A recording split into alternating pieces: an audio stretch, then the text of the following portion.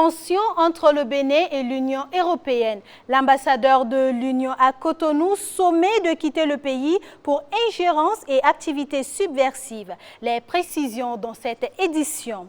Ce jour 28 novembre, deux États africains sont en fête. C'est la Mauritanie qui célèbre le 59e anniversaire de la proclamation de son indépendance et le Tchad qui se souvient de la proclamation de sa république. Voici les principaux titres de votre 12h50. Bonjour et merci de suivre l'actualité sur LCA. Toutes nos excuses pour ce léger retard, ce sont malheureusement les aléas du direct.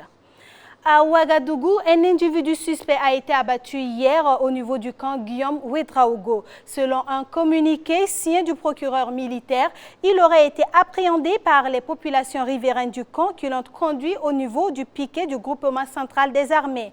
Alors que les éléments du poste de garde procédaient aux formalités pour son transfert au Mans, l'individu aurait tenté de s'échapper. C'est dans ces conditions qu'il a été abattu, ce après de multiples coups de sommation auxquels il aurait refusé d'obtempérer, précise le communiqué militaire.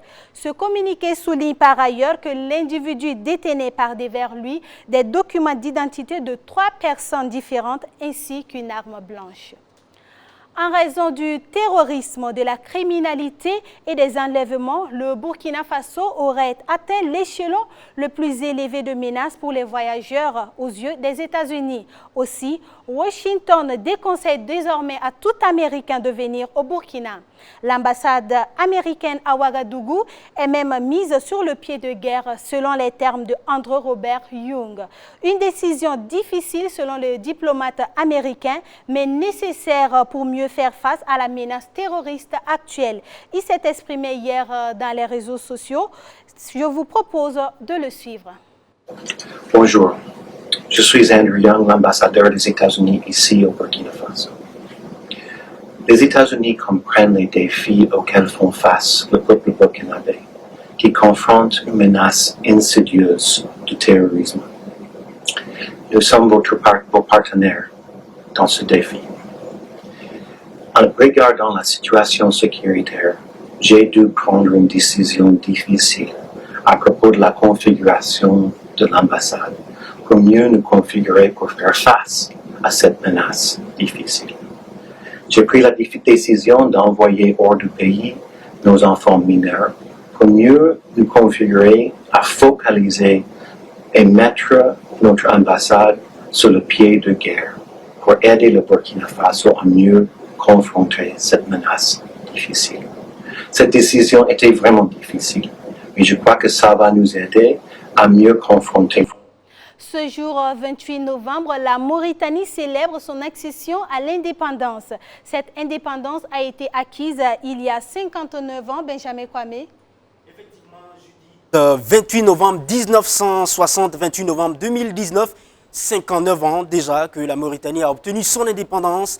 Les festivités officielles se déroulent à Akjoul. Akjoul, c'est le lieu de naissance de l'ancien président Mohamed Ould Abdelaziz. Cette année, le 59e anniversaire se fait dans un cadre assez particulier puisque les Mauritaniens se remémorent encore le massacre survenu le 28 novembre également. C'était en 1990. Eh bien, c'était donc dans la ville de Inal, au nord-ouest du pays, où 28 militaires avaient été pendus par l'armée. Les victimes étaient donc tous des Noirs, il faut le souligner au passage. À cette époque, il y a eu beaucoup de bruit et ces militaires auraient donc été accusés de préparer un coup d'État. Et chaque année, pendant que les officiels donc célèbrent la joie, on va dire, la cession de la souveraineté du pays, la famille, et bien sûr, on va parler des familles des différentes victimes, pleurent et manifestent dans la tristesse pour demander donc justice et réparation. Près de 30 ans après, les victimes, qui sont principalement les veuves et les orphelins, en tout cas réclament justice, comme on le disait. La Mauritanie est dénoncée, en tout cas par plusieurs ONG de défense des droits de l'homme, dont Amnesty International, qui rapporte de nombreux actes de torture et de mauvais traitements infligés donc aux détenus lors des interrogatoires. Et cela, il y a aussi, en tout cas, des attentes à l'endroit du président Mohamed Ghazouani, qui est le nouveau président élu. L'une en tout cas de ses attentes, c'est qu'il s'attelle à mettre un terme à toutes les impunités dans le pays. Malgré tout, le brassage ethnique, Judith, il faut le savoir, en Mauritanie, il existe en tout cas un brassage entre toutes les ethnies. Et le nouveau gouvernement du général Ghazouani doit nécessairement mettre un terme à tous ces agissements qui peuvent en tout cas freiner le pays dans son élan de développement. On profite en même temps pour souhaiter donc une très bonne fête d'indépendance à tous les Mauritaniens du Burkina Faso et bien sûr ceux qui sont partout en Afrique. Benjamin Kwame, il n'y a pas que la Mauritanie qui est en fête. Le Tchad célèbre également le 61e anniversaire de la proclamation de sa République. Judith, vous l'avez dit, officiellement, la proclamation de l'indépendance du Tchad a eu lieu donc le 11 août 1960, après avoir été donc membre de la Fédération de l'Afrique équatoriale française, puis une république au sein de la communauté française. Le Tchad proclame donc son indépendance le 28 novembre 1958. C'était donc à l'issue d'un référendum. Comme toutes les indépendances africaines, lors des cérémonies, c'est toujours des défilés de troupes militaires ou des associations civiles. Mais à quoi justement a servi ces 59 ans d'indépendance? Eh bien, à cette question peuvent découler beaucoup de réponses, d'autant plus que 5 décennies après, les remous sociaux sont là. La question de la sous-alimentation est là aussi. Des études montrent qu'un Tchadien sur 10 n'a pas accès à l'électricité à ce 21e siècle et seulement 5% de la population a accès à Internet. Internet qui aujourd'hui est un outil incontournable et avant 15 ans, il faut le souligner comme autre information, en tout cas des informations qui nous ont été rapportées, que plus de 4 millions d'enfants sortent du système éducatif tchadien, bien sûr avant que le cursus scolaire ne s'achève. Voyez-vous donc que ce ne sont pas ce sont des réflexions très importantes à mener. Après 59 ans, donc, les Tchadiens doivent mener sérieusement ces genres de réflexion. Et à côté de cela, il y a le terrorisme qui rôde dans la région avec Boko Haram. Mais là encore, c'est un autre débat, un autre fait, Judith, qui n'est vraiment pas anodin. C'est qu'au bout de ces 59 ans d'indépendance, le président actuel, Idriss Déby, totalise à lui seul environ 30 ans de pouvoir. Et malgré tout, il y a aujourd'hui le problème entre éleveurs et agriculteurs. Certes, le pays se souvient de cette proclamation aujourd'hui, mais le plus important est d'aider, en tout cas les Tchadiens, à sortir du sous-développement qui a assez duré. Et comme je vous sais tchadienne, donc Judith Chimadi, je profite pour vous souhaiter une très bonne fête d'indépendance. Merci bien, Benjamin. Autre point de l'actualité à présent, il y aura bien un second tour de la présidentielle en Guinée-Bissau. Il opposera le président sortant, Domingos Pereira à l'opposant Oumaro Embalo. La commission électorale a annoncé dans la matinée les résultats du premier tour organisé dimanche dernier. Et le président Domingos est en tête avec un peu plus de 40% des suffrages. Le second tour est prévu pour le 29 décembre prochain. Le Bénin somme l'ambassadeur de l'Union européenne de quitter le pays. Olivier Net a jusqu'au 1er décembre pour plier bagages. En langage diplomatique, cela s'appelle un retrait d'agrément, mais concrètement, l'ambassadeur est persona non grata. C'est hier, à l'issue du Conseil des ministres, que le ministre porte-parole Alain Ouroula a fourni les premières justifications au sujet de cette affaire. Il est notamment reproché aux diplomates européens de se laisser aller à des activités que le gouvernement béninois considère comme étant subversives. L'enveloppe financière que l'UE met à la disposition du Bénin par quinquennat est de l'ordre de 370 millions d'euros, soit environ 2,5 milliards de nos francs. C'est la première fois que le Bénin expulse un ambassadeur. La CPI confirme la peine de Jean-Pierre Bemba, condamné à 1 an de prison dans l'affaire de subornation de témoins. Dans son arrêt rendu hier, la Chambre d'appel de la Cour pénale internationale a rejeté la demande de fixation d'une nouvelle peine. Je rappelle que cette peine est d'1 an de prison et assortie d'une amende de 300 000 euros, soit près de 200 millions de francs CFA.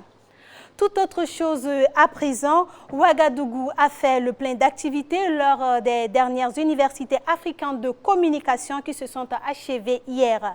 Le mardi dernier, une équipe de LCA s'est intéressée d'une part au Forum des écoles en journalisme, communication et cinéma et d'autre part à la communication sur la mise en œuvre de la TNT dans l'espace UOMOA. Le point avec Oumou Konaté, Constantin Sieda.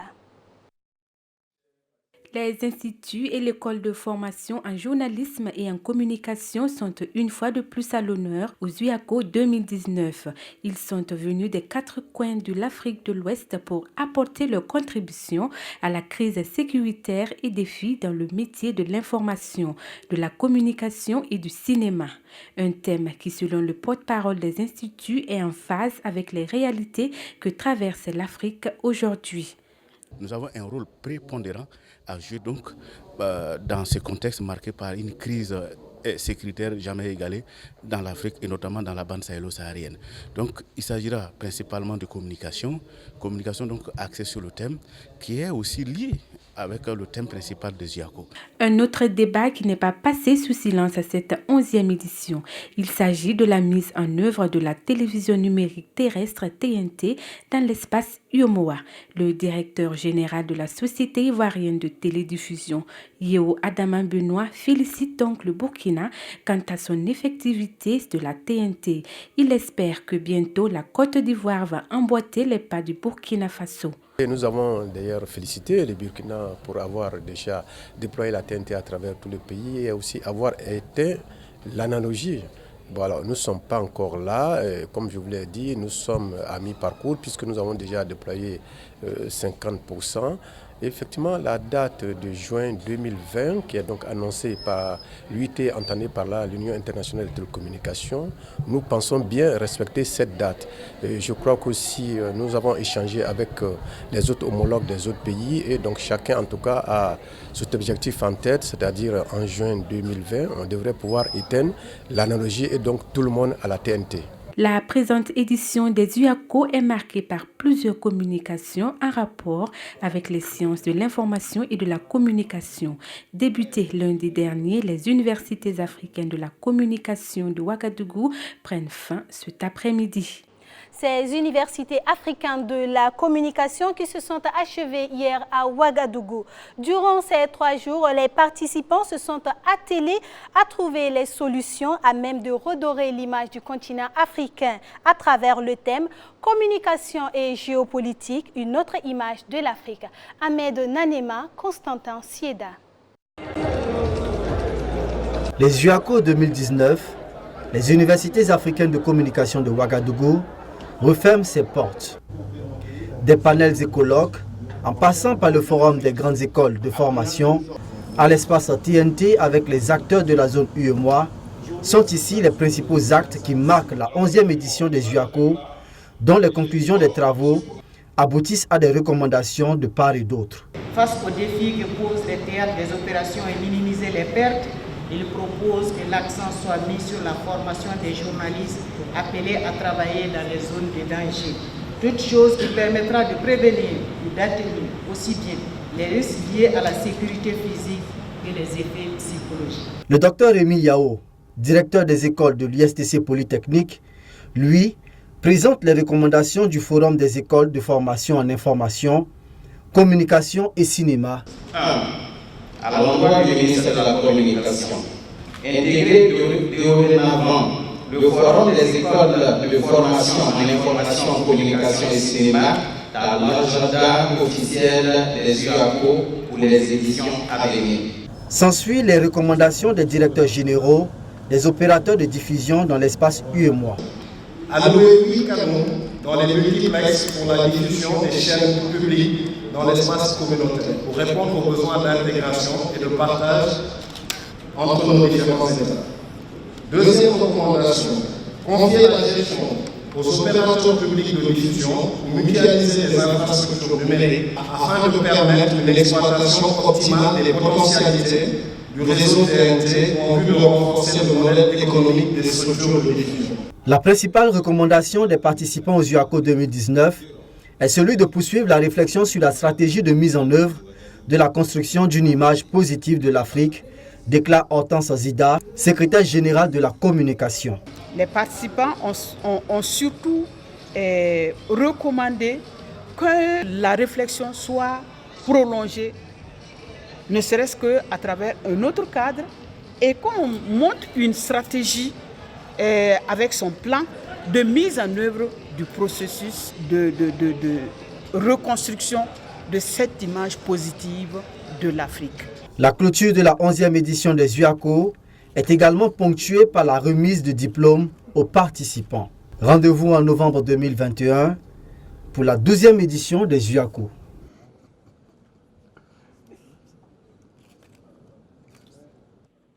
Parlons santé à présent dans cette édition avec un nouveau traitement contre le VIH que l'Afrique du Sud met sur le marché. Au dire des spécialistes, il s'avère plus efficace que les produits actuellement utilisés. Ce traitement d'un coût de 75 $, soit plus de 30 000 par an et par personne, devrait permettre à quelques 5 millions de personnes supplémentaires infectées en Afrique du Sud de commencer et surtout de pouvoir continuer à se soigner, expliquent les autorités sanitaires sud-africaines. L'Afrique du Sud est le pays le plus affecté au monde par le VIH-Sida. Sport à présent, on a joué hier pour le compte de l'avant-dernière journée des groupes éliminatoires de la Champions League.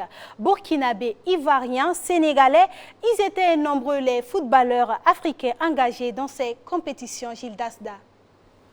Oui, ils étaient très nombreux et ils ont eu des fortunes diverses. Donc, on va commencer par Lyon de Bertrand Traoré et de l'Ivoirien Maxwell Cornet. Lyon qui a été battu 2-0 par le Zénith de Saint-Pétersbourg.